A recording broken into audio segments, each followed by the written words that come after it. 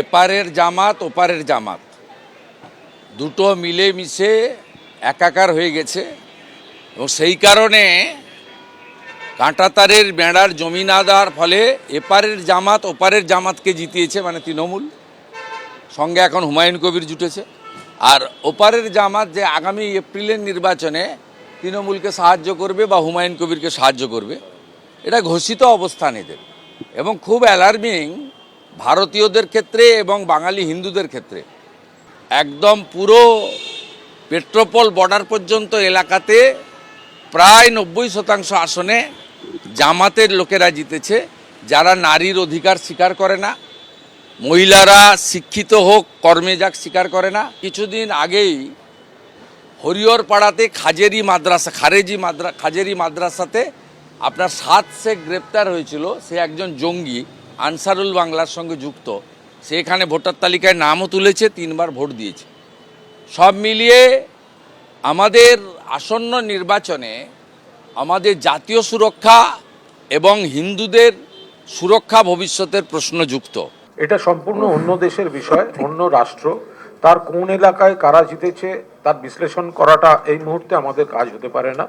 সবচেয়ে বড় কথা, সীমান্তটা, শুভেন্দু অধিকারী যে বড় বড় কথা বলছেন, সীমান্তটা ওটা তো অমিত শাহের বিএসএফ এর দায়িত্বে, হোম মিনিস্ট্রির দায়িত্বে। সীমান্ত সংক্রান্ত কোনো কথা বলতে হলে হোম মিনিস্ট্রিকে বলুন, অমিত শাহকে বলুন। তারা তো আগে ছিল বর্ডার লাইন থেকে 15 কিলোমিটার, এখন তো 50 কিলোমিটার করেছে আইন সংশোধন করে। তো তাহলে শুভেন্দু অধিকারী আর বিজেপি নেতারা বড় বড় কথা বলছেন কেন? বর্ডার এবং বর্ডার থেকে 50 কিলোমিটার যাতে কোনো বাইরের লোক না ঢুকতে পারে, সে দায়িত্ব তো তাদের। যদি কোথাও একজনও ঢোকে, তার গাফিলতির ব্যর্থতার দায় অমিত শাহ। এসআইআরে অনিয়ম, কর্তব্যে গাফিলতির অভিযোগ রয়েছে এই 7 জন এইআরওর বিরুদ্ধে। একেবারে তাদের সরাসরি চাকরি থেকেই সাসপেন্ড করলো জাতীয় নির্বাচন কমিশন। নির্বাচন কমিশন সূত্রে আর কি তথ্য রয়েছে আমরা জানবো। তবে জানিয়ে রাখি আপনাদের যে 13 রাজ্যে এসআইআর এই প্রথম সরাসরি সরকারি আধিকারিকদের সাসপেন্ড করা হলো। আমি চলে যাবো আমাদের প্রতিনিধি রুমা পালের কাছে। রুমা,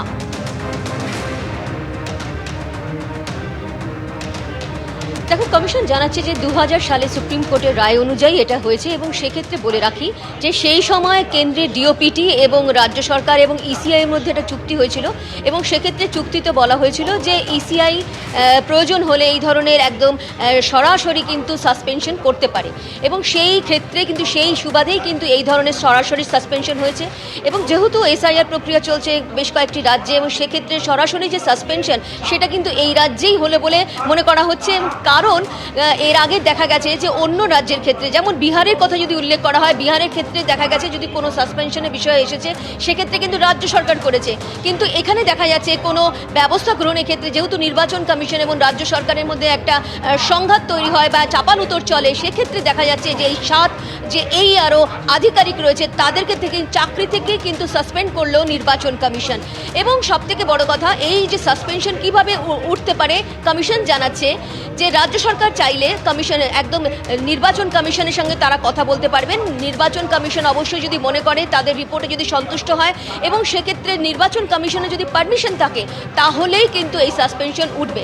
অর্থাৎ একদম এই রাজ্যের ক্ষেত্রে কিন্তু সরাসরি চাকরি থেকে সাসপেন্ড করলো নির্বাচন কমিশন। এবং কি বক্তব্য তাদের? বক্তব্য, এই যে আধিকারিক, এই যে এইআরওরা রয়েছেন, যাদের নাম আরও একবার বলে দিচ্ছি: সেফাউর রহমান, তিনি অ্যাসিস্ট্যান্ট ডিরেক্টর কৃষি দপ্তর এবং শামশেরগঞ্জের, এবং নীতিশ দাস, রাজস্ব কর্মকর্তা ফারাক্কার, এবং ডালিয়া রায়চৌধুরী মহিলা উন্নয়ন অফিসে ময়নাগুড়ি, শেখ মুর্শিদ আলম এডিএ সুতি ব্লক, শ্রী সত্যজিৎ দাস যুগ্ম বিডিও, জয়দেব কুণ্ডু এফইও, দেবাশিস বিশ্বাস যুগ্ম বিডিও, দেবরা।